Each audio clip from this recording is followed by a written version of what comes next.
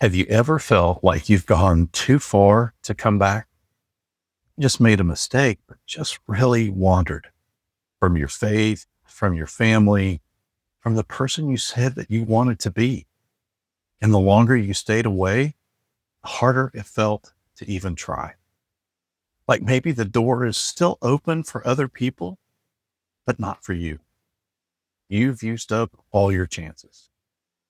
If that's ever been you, even a little, I want you to stay with me today because Jesus told a story exactly for that.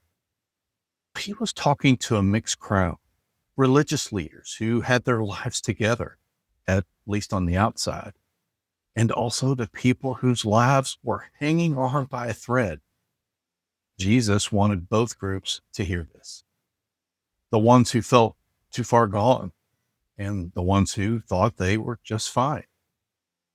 So here's what he said in Luke chapter 15.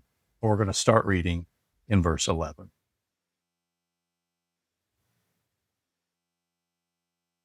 There was a man who had two sons. The younger one said to his father, "Father, give me my share of the inheritance." So he divided his property between them. Not long after that, the younger son got together all he had, set off for a distant country, and there squandered his wealth in wild living. After he had spent everything, there was a severe famine in that whole country, and he began to be in need. So he went and hired himself out to a citizen of that country, who sent him to his fields to feed pigs. He longed to fill his stomach with the pods that the pigs were eating, but no one gave him anything. When he came to his senses, he said, "How many of my father's hired servants have food to spare? And here I am starving to death. I will set out and go back to my father and say to him, 'Father, I have sinned against heaven and against you. I'm no longer worthy to be called your son.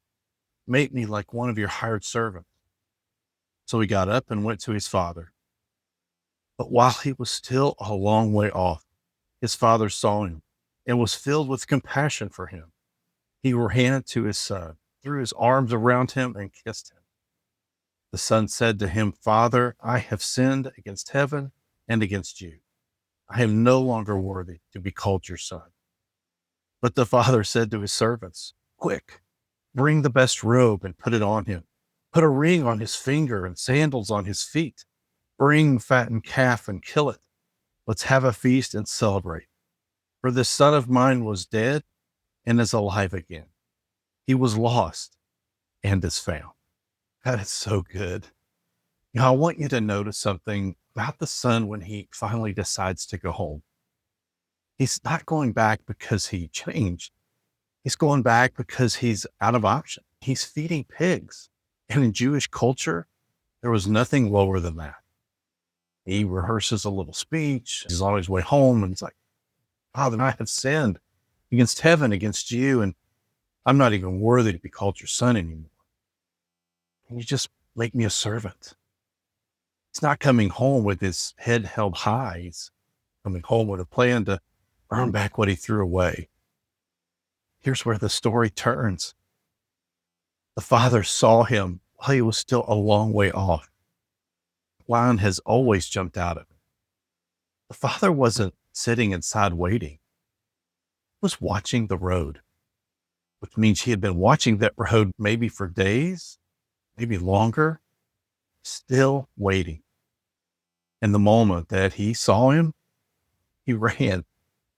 Now, in Jesus's time, a man of standing didn't run. It was undignified.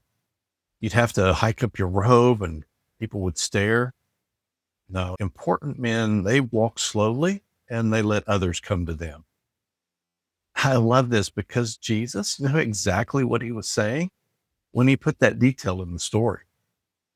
The father ran anyway. He gets to his son before his son can finish the speech. He interrupts him, throws a robe on him, and it's a sign of honor, puts a ring on his finger, the sign of belonging, calls for a celebration. The son came home to earn back a place at the table, but the father gave him the whole house. That's the picture Jesus is painting of God.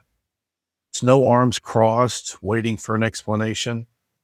No, already moving, already watching, already running towards you before you even finish what you were going to say. So here's where I want to leave you today. If you've been staying away from God, from your faith, from the life that you know that you're supposed to be living, and you've been telling yourself it's too late, or you're too far gone, or you need to get yourself cleaned up first before you come back, stop rehearsing the speech. The son's plan was to earn his way back, but the father's plan was just to have him home. Now, your challenge this week is simple. Take one step. That's it. One prayer, even an honest, messy one. One quiet moment with this book open. I encourage you to read Luke chapter 15. Just turn around and start walking back home. You might be surprised how far down the road your Heavenly Father already is. I'll see you next time.